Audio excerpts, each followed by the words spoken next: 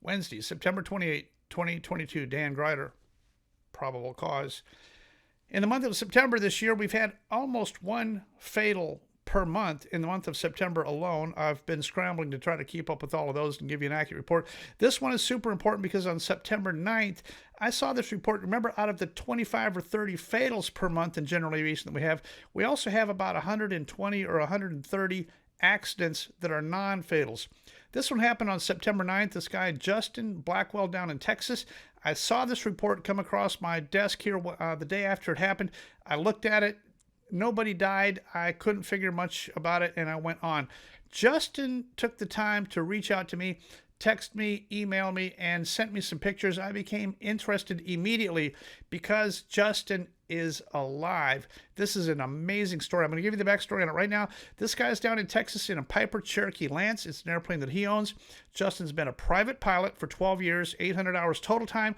Very accomplished pilot. He knows what he's doing. This is his airplane. He's had it 5 or 6 years. This is a great airplane and a great story because Justin did everything perfect. I'm going to give it to you right out of the airplane handbook here. Let me show it to you on the screen here. This is what Justin did. He flew into this airport to make a takeoff. He picked up his passenger. He did weight and balance, CG. He did everything according to the FAA PTS, which is what he had when he took his private pilot check ride. The PTS at that time says he should review takeoff performance airspeeds and takeoff distances, emergency procedures, and the departure procedure. So he did that. He did his weight and balance.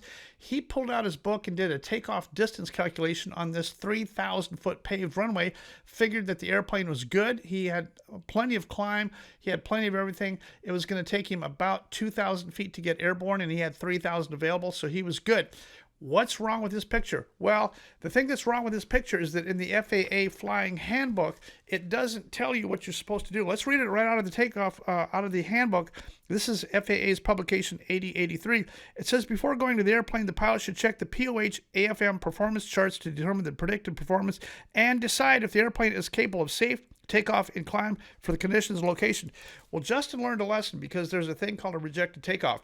Rejected takeoff doesn't necessarily have to do with stopping the airplane because you hit a deer or a truck or something comes out on the runway. A rejected takeoff decision should be made well prior to rotation point, just like we do in the airlines. That's your decision point. Justin, in 12 years of flying, has never heard of this metric. It's the 70-50 rule. He's going to tell you all about it. I'm going to show you the pictures. Justin is alive, but just barely. Destroyed this airplane, dumped fuel all over the place. If this airplane had burned, both of those guys would have been dead, and he would have been on my list for a fatal for the month of September. But it didn't burn, and they both got out. Not a scratch on either one, which is totally amazing. This takeoff, Justin, you should have aborted it a long ways prior. You waited until you got to the liftoff point to figure out that you did not have performance normal. So a rejected takeoff should not just be on the basis of something that comes out in front of you. It should be on the basis of abnormal thrust. What's abnormal thrust? Could be dragging brakes, could be a very large tailwind that you don't know about, or it could be a sick engine. Rolling down the runway, thrust abnormal is a metric that you can know about, and the FAA does not tell you about this. It's not in the ACS, it's not in the PTS, it's not on your check ride, and they don't tell you.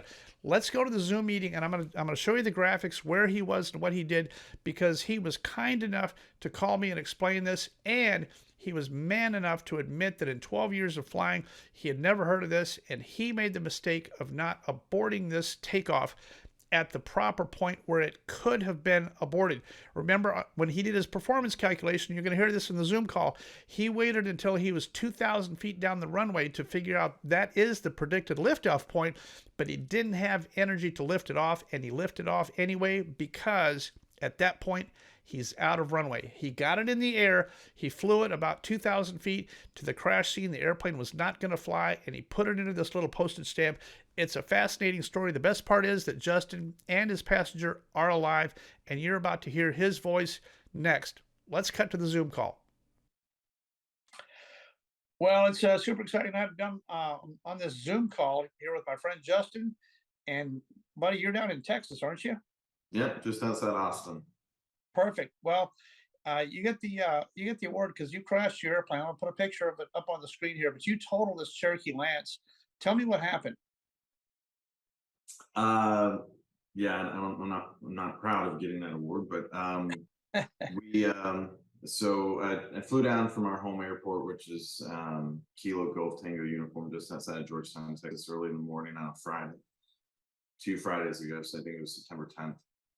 And I was picking up a passenger who's also a pilot. Believe he's an instrument rated pilot, but a pretty experienced pilot. He has a couple of warbirds. And we were going to he's a developer and I'm in construction. We were going to a mutual meeting.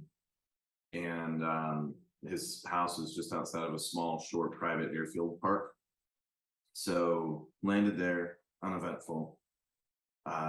Went to the ramp to pick him up, and was doing the best I could to kind of impress him and make sure that he knew we hadn't flown together previously, and so I wanted to make sure that he knew that I was being safe. And he's a very cautious, strategic person, and I knew that he would want to know that I was being cautious. And so we sat out on the ramp and we did a full weight and balance together collectively using 4Flight's weight and balance app, and then we did a full takeoff calculation using the POH that we kept in the plane. And let's cover, before we go too far, the type of airplane and how long the runway was. You're flying a big airplane and a little runway. So what were those Yeah, two? PA-32-300 RTT, so it's a turbo T-tail Lance. Right. And the airfield is 2890, so about 2,900 feet. Right. So by definition, a turbo T-tail Lance is a heavy beast on a 2,900-foot runway in Texas. You're already you needed to do weight and balance and a performance calculation, and you did. Yeah, we did. It was a standard day. If the density altitude was 153 feet, it was early in the morning, so it was relatively close to a standard day. Cool for a morning, I believe it was around 70 degrees. Yep. And according to the book, and we checked. There's additions that you add based upon where your CG is. There's calculations, and so we had extra weight in the back, which was kind of a common thing that we did with that airplane, was to add some weight to the back baggage area just to help offset kind of the forward CG if you had two people in the flight deck. So we did our calculation. According to calculation, we should have been off the ground in about 1,500 feet. We should have had a distance to clear right around 2,100 feet. And we looked at it, did it all, made sure we were good. We did a full run up, checked every system. We used a short field departure technique right out of the book, followed it, and as we got, essentially what happened was there was the air park had cones at the 1,000-foot marks on each end of the runway. So when I did the takeoff calculation, our ground roll should have been about 1,560 feet. I added 20% to that just because it was just the two of us. I wanted to give myself a little bit of additional room. That took me to a ground roll of a little over 2,000 feet. And so what I did in my mind is I looked at those two cones, and I essentially said the two cones on the inbound of the other runway were at 1,000 feet. So if you have a 2,890-foot runway and you take off 1,000 feet, that's 1,890. So right around those cones is where I told myself we would be rotating and getting off the ground and accelerating there, and that would give me 2,100 feet. 2,500 feet to clear the 50-foot barrier, which would have put us well above the departure end of the obstacles and on our way. So I had set myself up mentally to know that when I hit those cones, that was where we would be rotating. What I didn't do is figure out what speed we should be at, or at what point we should be at a certain speed to know that we were going to make the acceleration necessary to rotate at those cones. I knew we had to be at 65 knots to rotate, but I didn't do it backwards to say, if I'm not at this speed by this point, then I shouldn't continue. Yes, and that's a huge clarification that we're going to jump in and make here. You've defined the rotation point via what the way the FAA trains you to do it. You're a private pilot, you use the book, you calculated basically almost 2,000 feet down the runway to get to your rotation point, and there happened to be orange cones there Correct. because that's the 1,000-foot marker going the other way. Yep, So in your exactly. mind, you're thinking at 2,000 feet, when these orange cones go by, I need to be rotating. Correct. The problem that we have here is that the FAA doesn't tell you for private pilot, a rejected takeoff also has a metric, a method of determining whether or not you've got enough energy to make it up to the rotation point. Tell me now, in hindsight, what metric should you have used to abort that takeoff before you ever got to the orange cone? So the 50/70 rule, as I've been studying post this after talking to you and reading as much as I could on this particular topic, that you should be at 70% of your rotation speed 50% of the way down your takeoff.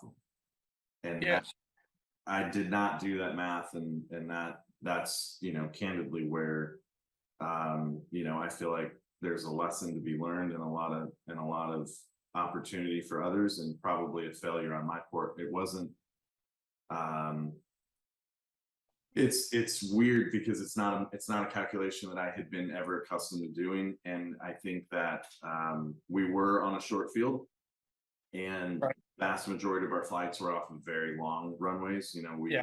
We fly between Houston and Dallas and Austin, and so we're usually on 5 to 8,000 foot runways pretty regularly, and doing a short field was not a common thing. So there's definitely that added to it. But I remember thinking, man, I did everything. I went above and beyond. I did all these calculations. I did it with my friend, and I showed it to him, and he, went like that. We were all very confident in that takeoff, and Yes. we And couldn't have been further from wrong.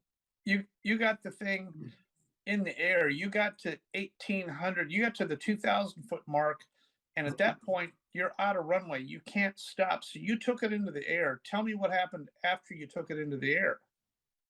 Yeah, so on the roll, um, there wasn't any indication that there wasn't any rumbling or vibrations or anything that I can remember that felt out of whack. It just wasn't moving.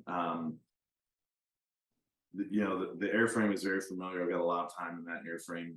That particular plane I've had for 5 or 6 years, and so I had a lot of time in it.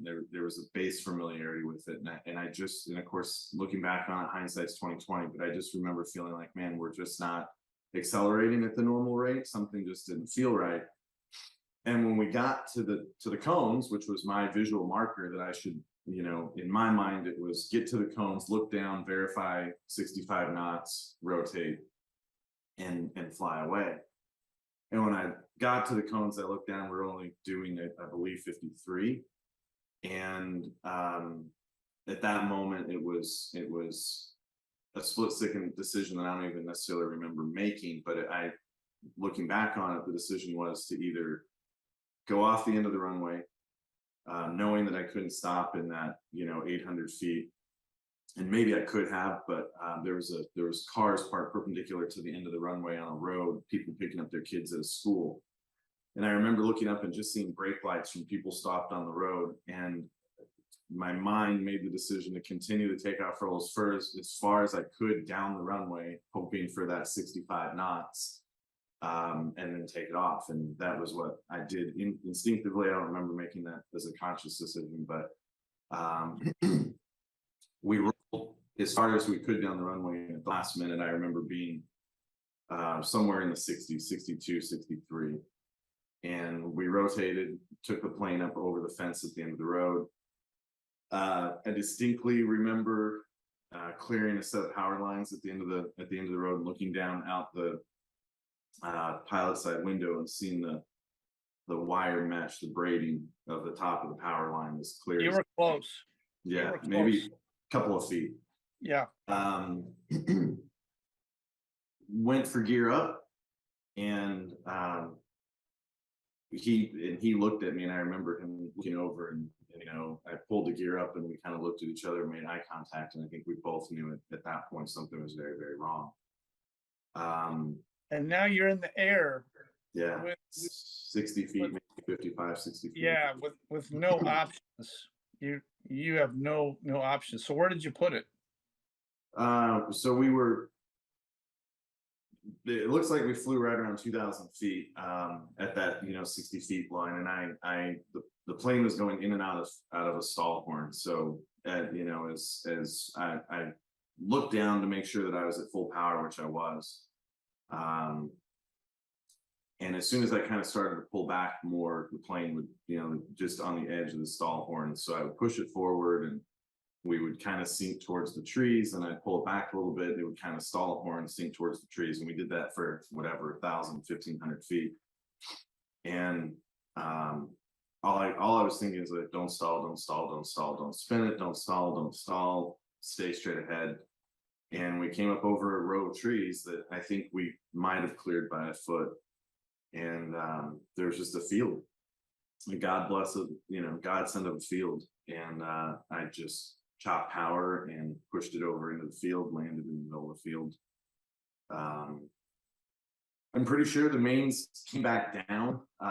That plane has a safety feature when power comes all the way back under at certain speeds that, you know, I think under 103 knots will drop the gear. And so we had it was bouncy, but it was a relatively straight on landing when all three mains came down at the field and rolled about 150, 200 feet towards the end of the field, at which time the wing root of the right wing impacted a big oak tree and took off the wing, spun the plane around.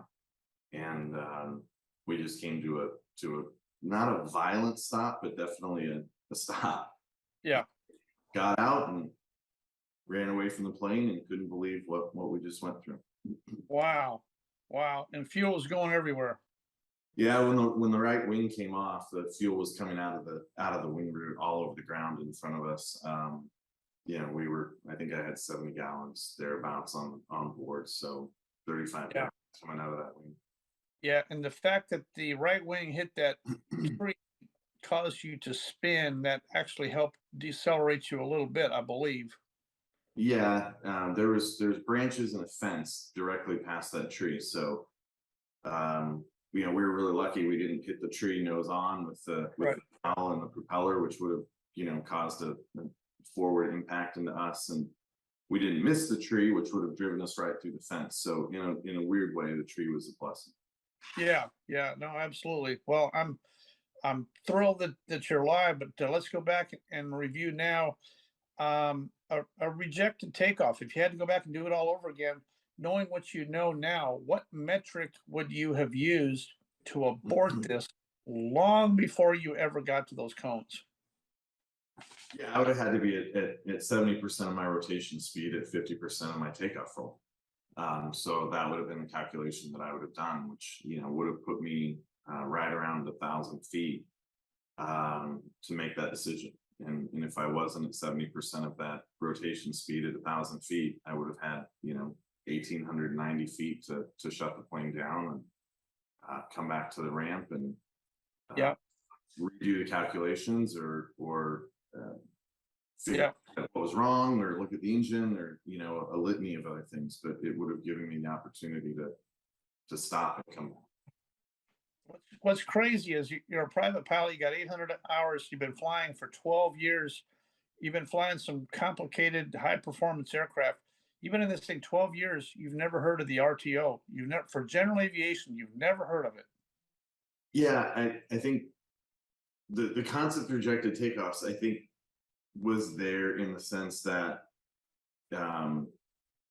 you're, like I said, you're coming down the runway and there's a deer that crosses the runway. Or there's a bird, or there's a vehicle on the runway at the end, and someone's trying, or another plane maybe is trying to do a run up on an uncontrolled field going the opposite direction. So that concept of rejected takeoff was always there, but never in the sense that this calculation of 70% of your rotation speed at 50% of your roll needed to be done. That concept was never, that I remember, taught to me. Exactly. And the things that you mentioned, objects, those are typically talked about. A truck pulls out in front of you, or a deer, or something like that. I'm talking about in the airline world, we have a call out for acceleration abnormal. We're not accelerating normally. So, what are the three main reasons that you could roll down the runway uh, and not get acceleration that is normal? Is brakes that are dragging and that you don't know about, or a tailwind, or a power plant that's not producing proper thrust, and which is, I believe, what you had. Your Yeah. power plant indications and settings were perfect. You had everything done. You were indicating manifold pressure and RPM. All that stuff was as indicated, but you did not have the proper horsepower out of that craft that you were supposed to. That's one of the three. Acceleration abnormal is a call Yeah. out, and we have to have a metric well prior to our rotation point for determining, are we go or no go? Because an RTO scenario that you talked about, 70/50, will still allow you to make that decision. You don't have to troubleshoot it. You just have to make the decision Make to it. stop. Yep. Definitely something that I'll never make that mistake ever again, but nothing that ever really, it never entered my mind in the same way that the concept of rejected takeoff for an obstacle or for an object, or like I was telling you, you're always thinking about where do you land if there's an engine failure. I think about that constantly, flying over fields, trying to pick fields. I mean, it's almost obsessive. Yeah. Never had that same obsessiveness with this concept. It just wasn't in my mind, and it was a skill that I don't remember learning. And certainly no disrespect to my great instructors, if they ever told me that and I missed it, then I'll take that. But not something I practiced or was ever pounded No, at the no, way, it's don't it's stall and land straight ahead was. no, it's not out there. And frankly, I've been looking for you. I have been looking for the example accident where I could actually still talk to the guy that did it. But up until now, I haven't been able to do that because most guys that take a sick engine into the air don't survive. You're the first one. This is probably scenario number 12 or 13 that I've looked at in the last 4 years of individual that took a sick engine into the air, but they've all been fatal. There's no way to interview the guy because he's gone. So your scenario with breaking a wing off, fuel going everywhere, you crash the airplane, but not a scratch on either one of you is totally amazing. And I just appreciate so much your willingness to Mm. talk through your calculations and how you thought about it. Because what you did was textbook perfect as per the FAA. They told you to do a takeoff calculation, and you did it. Yeah, we You do. absolutely did it. But nobody ever told you that the metric that you actually need is long before that. That's your decision point. I agree, and I appreciate you doing this, and I appreciate what you do to try and get that into people's heads. I mean, I think the reason I initially had sent you an email is because I watched a lot of videos with you and Josh specifically about, if you lose power, push forward and land straight ahead and don't stall, don't stall, don't stall. And that was kind of a thing that I felt had an effect on me during this event, right? Like not stalling that plane into the trees. I think I'm not proud of the situation, but I'm proud of the fact that I didn't stall it. And I know that I flew it on the edge of that stall for a period of time, and that was impactful to me. Yes, Was yes, that and stall. So I think some of our videos among the industry, among all of us that are pushing this concept out there, I think the message is getting through, and people are yeah, starting to listen and take that to heart and think about the urge to pull back during time of crisis is very strong. And you fought it. You kept the nose down, and you didn't stall. You put it into that little postage stamp strip, and you're alive. And thank God. Oh man. yeah. So I'm This, hoping that this can get reinforced to people as well. right? Like, This will. yeah, my This hope will. is that people will do this calculation and they will think about this, especially all the time, but even more so, especially when you're not in your normal environment. Yes, anything abnormal runway, short runway, something. You should have some kind of a metric on every takeoff. I do it in everything I fly, no matter Mhm. what. I'm always looking at where's my abort metric, and how am I going to decide if my engine's not producing thrust, or do I have an abnormal tailwind that I don't know about, or do I have something going on?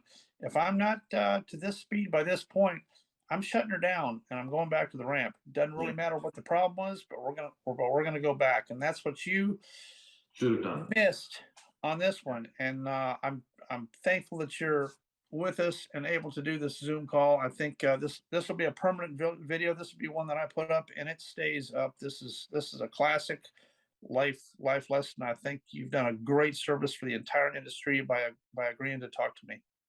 Yeah, well, I thank you for what you do, and like I said, I hope everyone utilizes this task, this skill, this calculation, this habit, or ingrains this habit into them, because I'm grateful that we both walked with. Yeah. I also know that we were closer than I've ever been in an airplane, in really in any instance in my life of not Yep. to, and it Yep. could have just been Uh, a simple return to the ramp, figure out what was wrong with the engine, call a mechanic, and get it fixed, and do the yeah. calculation again and fly home, and instead added a whole bunch of stress and a lot of issues, and damaged airplane and all kinds of paperwork, and I Yeah. hope people will utilize this as a reference to They, use that skill.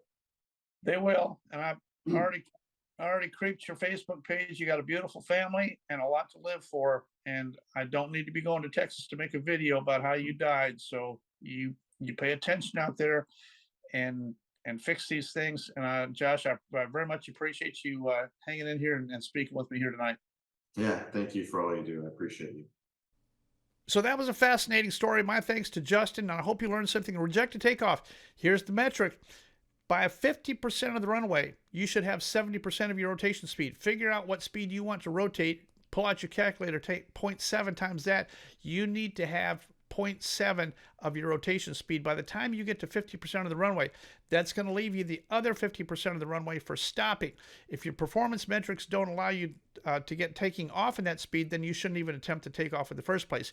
The performance tables are only going to give you the distance that it requires to get takeoff and clear a 50-foot obstacle. There is no metric, there is no FAA guidance to tell you when you should have aborted this thing, and it boils my blood that nobody is talking about this. All these accidents, this is the first time I've been looking for this. This is the first time that somebody actually survived at this, so they could tell me they had a sick engine. They did not have thrust normal. They didn't do it, and they took it into the air anyway. This is the first time I've ever come across a guy that took one into the air that actually lived. It's a huge story, and I hope you enjoyed the Zoom call. I got to get out of here. I'm going to leave this video up and on the air permanent because it's a big one. I hope you'll share this with your friends. Rejected takeoff. It's AQP maneuver number 18 on my AQP sheet. I'll show it to you right here. Rejected takeoff. 50-70 rule. Learn all about it and stay alive out there, because I don't have time to come to your town and make a video about how you died in your airplane. For my tiny little itty bitty fledgling YouTube channel, Dan Gryder. Problem cause.